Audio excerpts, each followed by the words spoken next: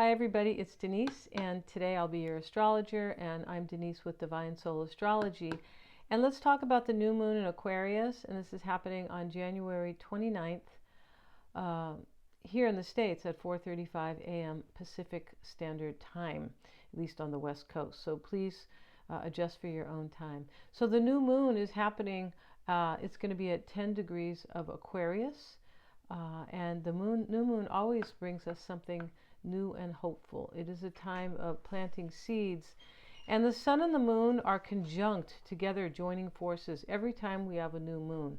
So with a new moon, we have the power of the divine feminine and the power of the divine masculine together, and this is very powerful. It is because the divine masculine brings the power and the drive, and the divine feminine brings the compassion, the patience, the nurturing, and the intuition to the table. And we need both, right? We definitely do.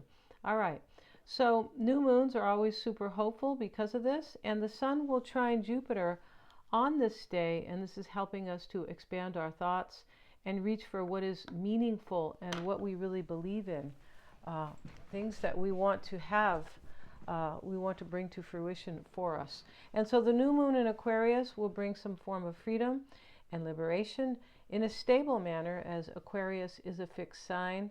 It's a time when we can improve or innovate some part of our life that will free us in some way. And it can be a time when we are completely ourselves and we no longer care about what other people think, and or think of us, or think about our goals. The new moon in Aquarius is helping us to make decisions that are smarter, and the sun in conjunct Mercury adding its light for clarity. So we can now be stepping into our authentic selves, accepting truth about who we really are. There's a certain detachment, but there's still compassion with the power of the new moon. So let's talk about Aries. And so for you, Aries, the introduction always speaks to you because you are the only one with the natural chart. Yeah, we start with the first sign. Aries is the first sign and the first house, and we move to through the houses, through the signs, up until the 12th house. So you start with the first one, and this is everything that happens for the collective, basically, when we are looking at the chart. Today, the whole intro could be for you, right? Mars, your ruling planet, is in your 4th house of family, foundation, and emotional support, the past, and your physical address. Mars is in a square with the IC, which is about home and family. There's tension and pressure, perhaps, for you to act on something related to your family or your foundation, maybe what is supporting you emotionally in your life. Mars is also in a 10th position with Chiron, which they call the wounded warrior. So this has something to do with a sensitivity or a vulnerability. Chiron is the little dwarf planet, symbolizing healing and self-reflection. And it's something you feel, Aries. It's important because these are happening in your angular houses, which are the most important houses. And so Mars is also squaring the MC, which is about your social life. So we have a problem. We have a tension a little bit between home and family, or your emotional support system, or how you manage that possibly, and your outer life or your social life and your career. There's a balance there. There's some type of tension that has been created by the square, basically kind of nudging you to take some type of action to resolve it. So Mars is in sextile with Uranus in your 2nd house of earned money and resources. And there's an opportunity with the new moon to powerfully move ahead with whatever this is for you, Aries. And there may be a surprise opportunity that lands in your lap. Mars is smoothing the way for you with regard to some type of closure, as Mars trines both Venus and Saturn in your 12th house of closure, intuition, mystery and secrets, doubts and fears. It can be the house of illness and addiction, but Mars is definitely helping you there to leave behind or kind of shut out or close out anything that is related to those matters. And there can be a door open, or this may be a good time for you to reanalyze your relationships, Aries, or possibly how you show up in them. Also, somebody can return from your past. It's interesting. These squares are in cardinal signs, so you're definitely trying to get something started for yourself, and good luck. Okay, let's talk about Taurus. And the new moon happens in your 10th house of authority and ambition. The new moon is about your career or your legacy, or perhaps the reputation you would prefer to leave behind. It can be your reputation now, right? You could be wanting to change maybe how people look at you, possibly. But Venus is in your 11th house of the future and social groups. Venus is in sextile with Uranus. Did I mention that Venus is your ruling planet? Yes. And so Venus is in your 11th house of the future and social groups. Venus is in sextile with Uranus, the planet of unexpected change and surprises. It's been there since 2018, so you've been feeling change for many years, Taurus, and moving ahead, however gradually for some of you. And you're going to be feeling the power of the new moon, and you're working for your own evolution, or you're working for your own betterment here, Taurus, and that's always a good thing. Venus is in a favorable aspect with Mars, giving you the desire, the drive, and courage possibly, and the power definitely to forge ahead. The decisions you make around the time of the new moon can be very favorable, as Mars is in your 3rd house of willpower, ideas, decisions, and communications. So you want the good things in life, Taurus, and they're not necessarily money-based or financial possessions per se, but things that may be more connected to your values, who you are, and what you value at this place in time, right? So Venus is joined by the North Node of fate, and opposing your South Node, leading you to leave behind things that no longer serve you or you feel that are hindering your progress. So good luck, Taurus, and we'll see you in the next one. And let's look at Gemini now. And Gemini, the new moon happens in your 9th house of spirituality, travel, and learning.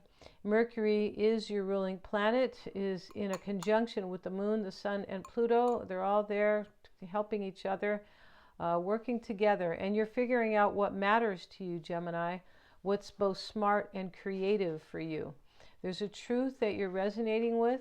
Maybe you want to teach in a foreign land or travel to a faraway land, and this is smart and powerful.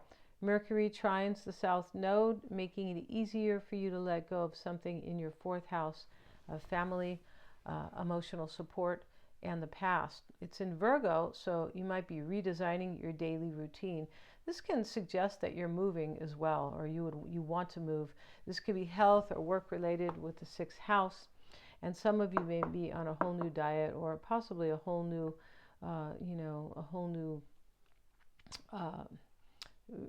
regimen, exercise regimen, possibly, as Virgo rules physical health. And regarding your work, Gemini, you may have had some type of work that served a practical purpose but lacked in meaning and purpose, or maybe you didn't feel like you were moving forward with it or making any progress, and you want to free yourself from that. So good luck, Gemini. It does look good.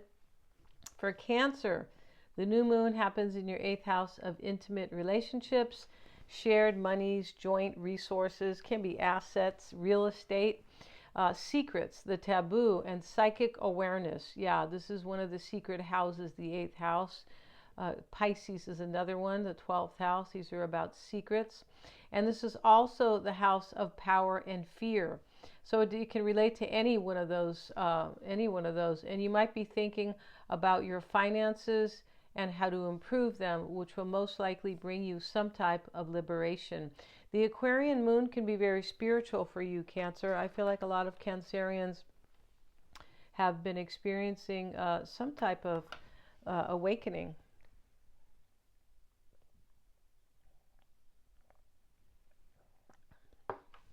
Uranus rules your 8th house, your relationship, for those of you who are partnered.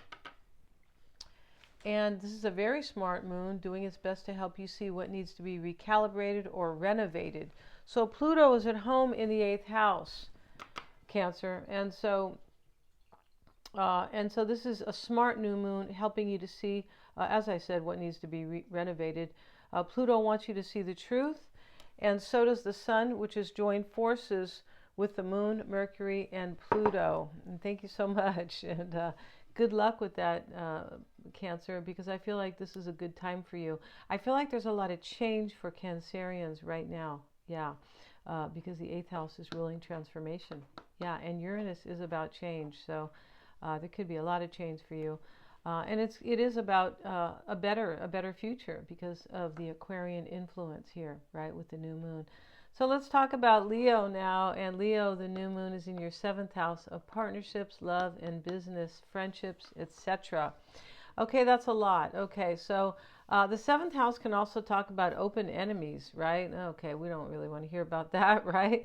Your ruling planet, the sun, is joined together with the moon, and this is helping you to look at things with a more nurturing approach.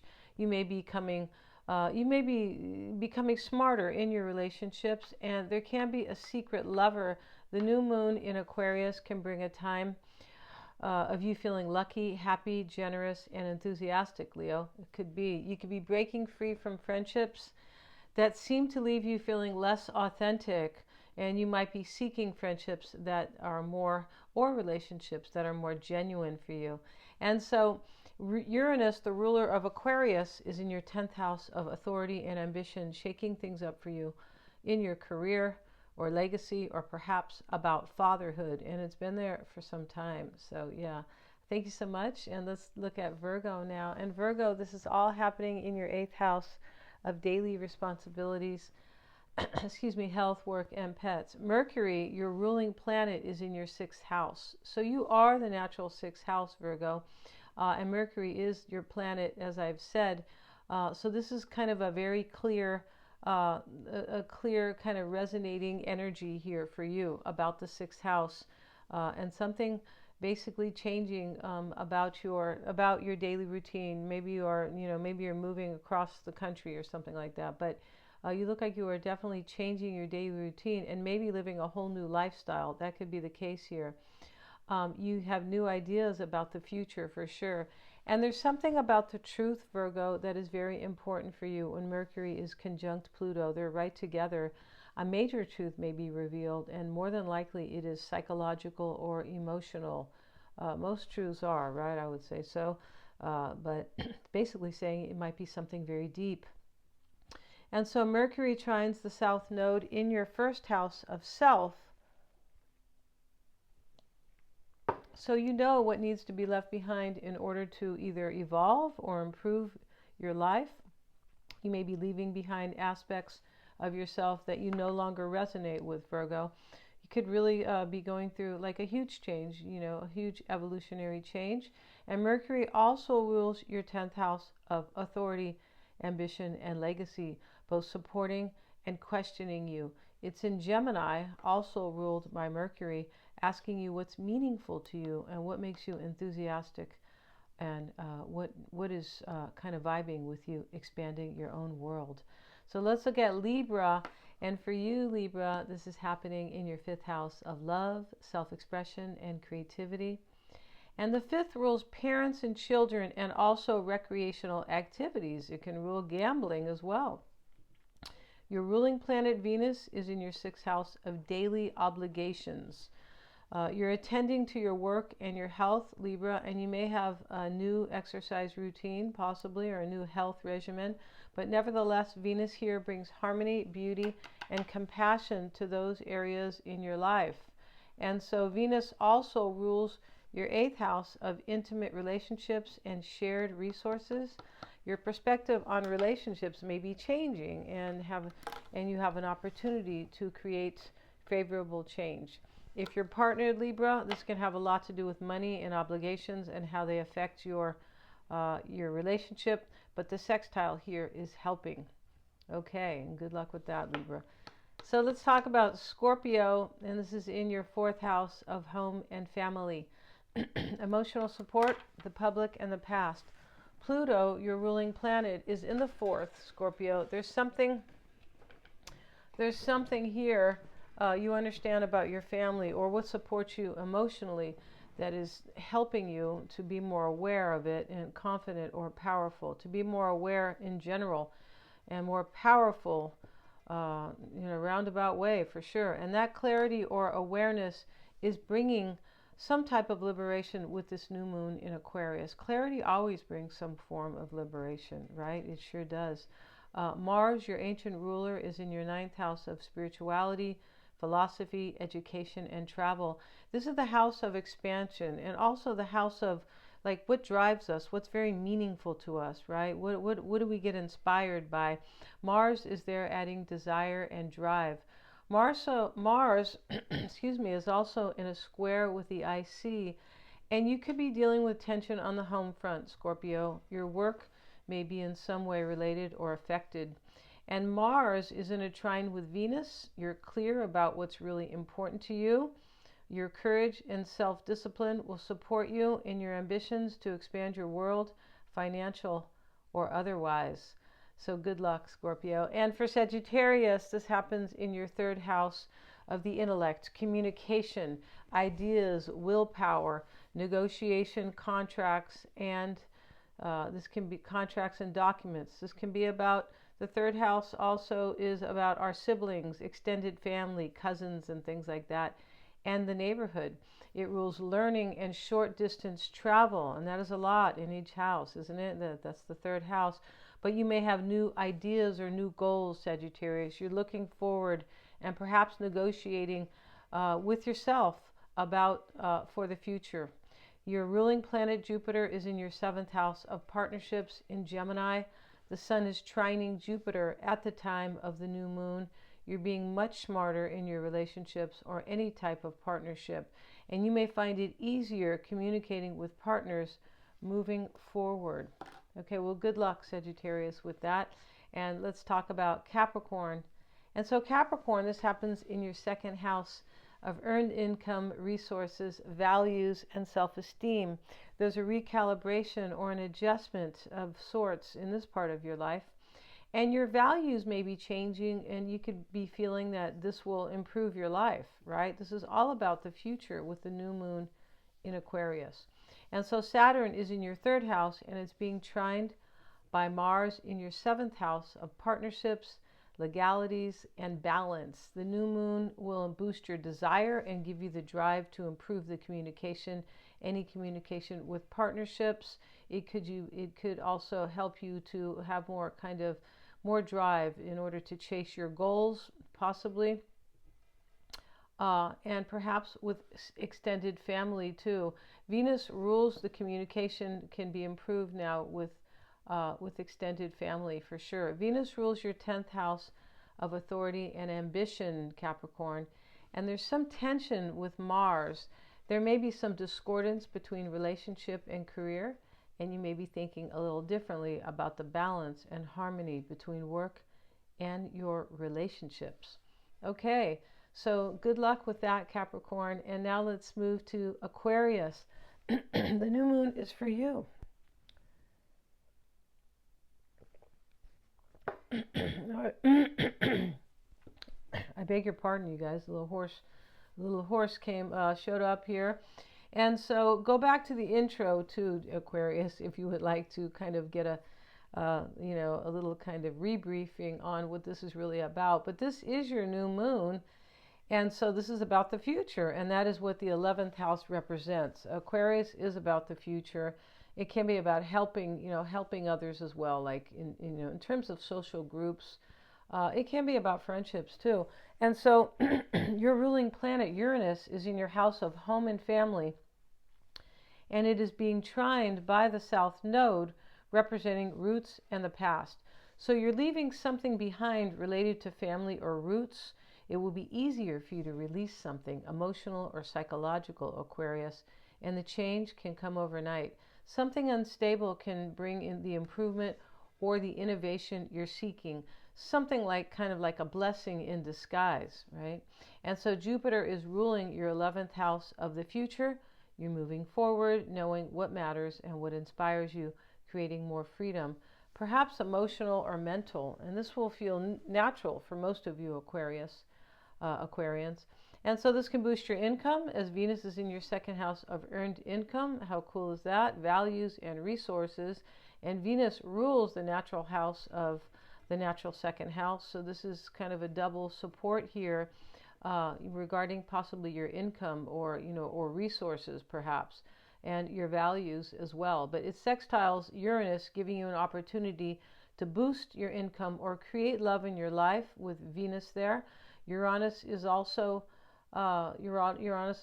being sextiled by Mars in your 6th house of daily obligations, health, and work. So here lies an opportunity for you, Aquarius, to improve your family life or your daily routine.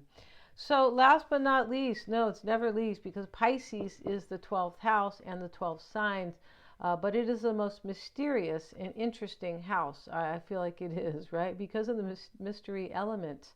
So the new moon is taking place in your 12th house of closure, Pisces. So for sure you're leaving something behind in order to improve and evolve and move forward and have a better future.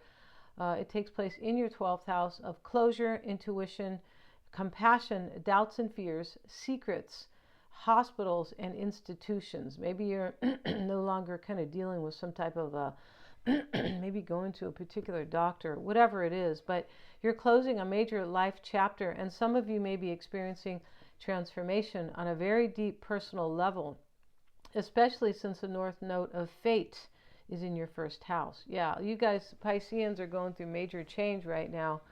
And so you're right, you just ride the wave, right? Yeah, ride the wave and kind of try not to resist it and do the best you can with it, because that's always helpful when we go with the flow. And you guys are supposed to be about the flow, all right? So, yeah. So you're accepting a truth, Pisces, about something that needs letting go of, perhaps. You're being smart about it, and Neptune, your ruling planet, is supporting you in your 1st house of self. It's in its home sign, amplifying your intuition, your creativity, and your connection to the collective unconscious.